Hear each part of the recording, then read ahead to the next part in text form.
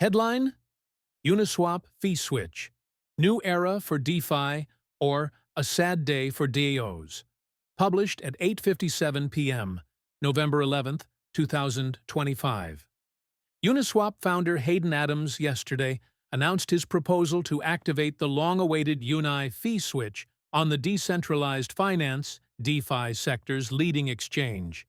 The proposal, Adams' first to Uniswap governance, would effectively share swap fees with Uni token holders via a buy-and-burn system. Widely expected to pass this time, the move would mark a significant milestone for DeFi, but not everyone is convinced.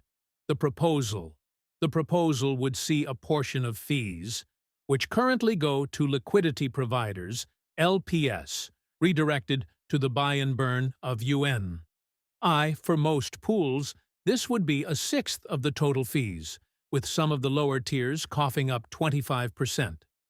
100 million UNI will be burned to represent the amount that would have been burned if fees were on from the beginning. Sequencer fees from Unicane will also go towards the UNI burn, while other features would look to earn fees on external pools and capture MEV on the protocol. The wildly unpopular front-end fees, which have, to date, made almost $180 million for Uniswap Labs, will be abolished. Read more: Uniswap's new trading fee neglects Uni holders.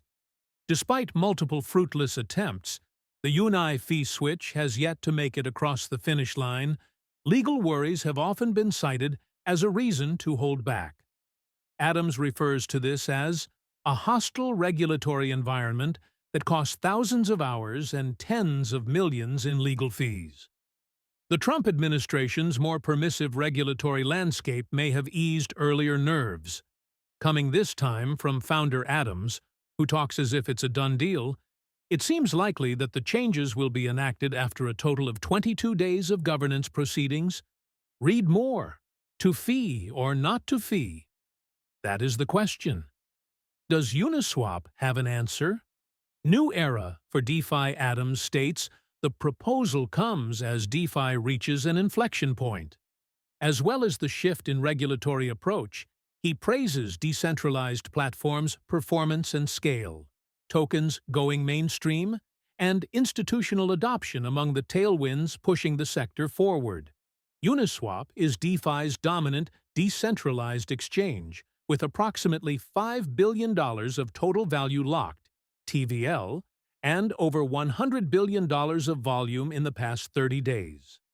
In that period, it raked in $109 million in fees, which, at a minimum, would translate to $18 million of Uni tokens burned, or 0.3% of its $5.7 billion market cap. Estimates using annualized revenue put the number at $38 million monthly revenue. This would put the magnitude of the scheme between similar efforts for pump and hype. The idea is proving popular amongst the DeFi community, with $30 billion liquid staking giant Lido mulling similar buybacks. The anti-cyclical mechanism would increase buybacks during bull markets and tighten the purse strings during the tougher times. Read more: Uniswap Labs launches Unichain without unanimity. Competitors, however, argue that the reduction in swap fees going to LPs may lead to an exodus of liquidity, worsening trade execution and opening up the field to other exchanges.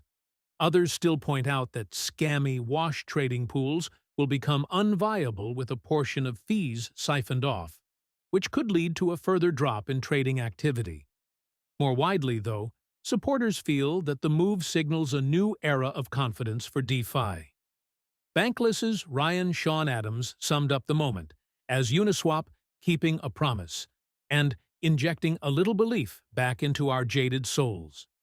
Read more: TradFi Tactics win on Uniswap v3, says BIS study. A sad day for DAOs. Adams' proposal hasn't completely escaped criticism, however.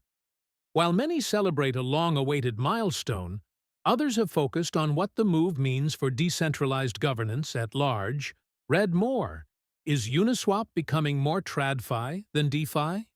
Worries over the influence of large Uni stakeholders, such as a 16Z and Binance, have often led to accusations of decentralization. Theater critics are frustrated with further transfer of power to labs, whose actions are not governed by token holders. Under the proposal, foundation teams would move to legal wrapper labs, a move dubbed an admission that DAOs are inefficient at governing and allocating resources. Adams states an explicit commitment from labs, ensuring labs does not pursue strategies that conflict with token holder interests. He insists, too, that Uniswap's vision has always been to minimize the need for it by relying on automation and protocol decentralization. Others posit that Uniswap never wanted a token in the first place, only launching Uni in order to compete with 2020 rival SushiSwap. The fee switch proposal basically reverts this. Buyback and burn is the mostly sick, simple, boring way to do so. This recording is AI-generated. Get more crypto news at protos.com.